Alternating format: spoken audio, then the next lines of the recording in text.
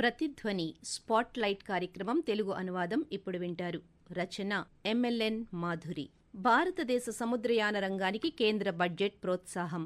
సముద్రయాన అభివృద్ధి మూల నిధిని 25,000 కోట్ల రూపాయలతో ఏర్పాటు చేస్తున్నామని ఆర్థిక మంత్రి నిర్మలా సీతారామన్ 2025-26 బడ్జెట్ ప్రసంగంలో వెల్లడించారు. సముద్ర మార్గంలో రవాణాకు సంబంధించి వస్తు ఉత్పత్తుల సంస్థలకు మద్దతునివ్వడంతో పాటు వాటి మధ్య పోటీని ప్రోత్సహించడం కోసం ఈ మూల నిధిని వినియోగిస్తామని వివరించారు. సముద్రయాన పరిశ్రమ అభివృద్ధి కోసం అయ్యే ఖర్చులో కేంద్ర ప్రభుత్వం తన వాటాగా 49% నిధులిస్తుందని, మిగతా నిధులను నౌకాశ్రయాలు, ప్రైవేట్ యాజమాన్యాల నుంచి సమీకరిస్తామని తెలిపారు.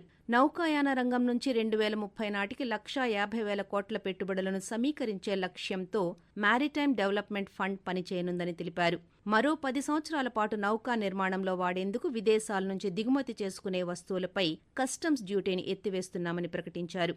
రాష్ట్రాల మధ్య నదీ జలాల్లో తిరిగే చిన్న నౌకలకు టోనేజ్ పన్ను ప్రయోజనాలను అందిస్తామని, దీంతో అంతర్గత నదీ జలాల్లో రవాణా పెరుగుతుందని చెప్పారు. భారతీయ ఓడరేవులకు నేరుగా రాయితీలు దక్కేలా షిప్ బిల్డింగ్ ఫైనాన్స్ అసిస్టెంట్ పాలసీని పునరుద్ధరించామని తెలిపారు. నిర్వహణ ఖర్చులను బడ్జెట్ ద్వారా ప్రభుత్వమే ఇవ్వడం ద్వారా విదేశీ రవాణా ఆర్డర్లను పెంచుకునేందుకు ప్రభుత్వం సహాయపడుతుందని నిర్మలా సీతారామన్ మాట్లాడుతూ, The shipbuilding financial assistance policy will be revamped to address cost disadvantages. This will also include credit notes for ship breaking in Indian yards to promote the circular economy. Large ships above a specified size will be included in the infrastructure harmonized master list. Shipbuilding clusters will be facilitated to increase the range, categories and capacity of ships. కేంద్ర budget భారతీయ ఓడరేవులకు ప్రత్యక్ష ఆర్థిక సబ్సిడీలను అందించడం ద్వారా ఆర్డర్లను పొందడంలో సహాయపడటానికి, తద్వారా దేశీయ నౌకా నిర్మాణ పరిశ్రమను బలోపేతం చేయడానికి ప్రయత్నిస్తుంది.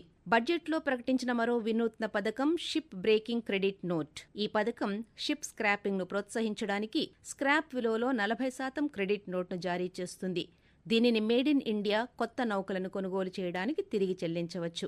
భారతదేశ సముద్ర రంగాన్ని ప్రోత్సహించే కార్యక్రమాల గురించి కేంద్ర ఓడరేవులు, జల రవాణా శాఖ మంత్రి సర్బానంద సోనోవాల్ మాట్లాడుతూ, కొత్త షిప్ బిల్డింగ్ క్లస్టర్లను అభివృద్ధి చేయడంపై తమ మంత్రిత్వ శాఖ దృష్టి సారిస్తోందని అన్నారు. 2047 నాటికి $30 ట్రిలియన్ ఆర్థిక వ్యవస్థగా మారాలనే భారతదేశ లక్ష్యానికి ఈ వ్యూహాత్మక పురోగతి చాలా కీలకమైందని పేర్కొన్నారు. ప్రభుత్వ, ప్రైవేట్ భాగస్వామ్య నమూనాను ఉపయోగించడం ద్వారా ప్రైవేట్ పెట్టుబడులను ఆకర్షించడానికి, ఆధునీకరణను ప్రోత్సహించడానికి, గ్రీన్ టెక్నాలజీలను అభివృద్ధి చేయడానికి ఈ పథకం రూపొందించబడిందని తెలిపారు. Ship building financial assistance policy SBFAP భారతీయ ఓడరేవులకు ఆర్థిక ప్రోత్సాహకాలను అందించడానికి రూపొందించబడిందని పేర్కొన్నారు.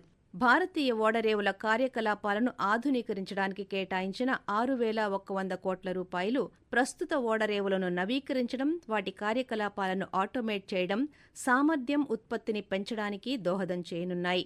షిప్పింగ్ పరిశ్రమ అభివృద్ధికి సానుకూలంగా ఇన్ఫ్రాస్ట్రక్చర్ హార్మనైజ్డ్ మాస్టర్ లిస్ట్ HMLలో నిర్దిష్ట పరిమాణంలో ఉన్న పెద్ద ఓడలను చేర్చాలని కేంద్ర బడ్జెట్ ప్రతిపాదించింది. ఇది ప్రైవేట్ పెట్టుబడులను కూడా ఆకర్షిస్తుంది.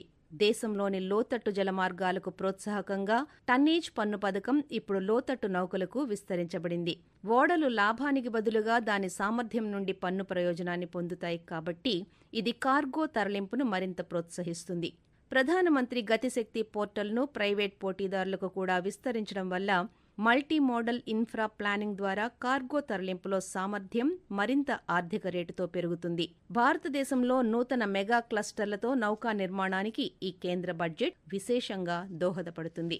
ప్రతిధ్వని స్పాట్ లైట్ కార్యక్రమం తెలుగు అనువాదం విన్నారు. రచన ఎంఎల్ఎన్ మాధురి. సమర్పణ ప్రాంతీయ వార్తా విభాగం, ఆకాశవాణి విశాఖపట్నం కేంద్రం. వెలువడింది ఆకాశవాణి విజయవాడ కేంద్రం నుండి.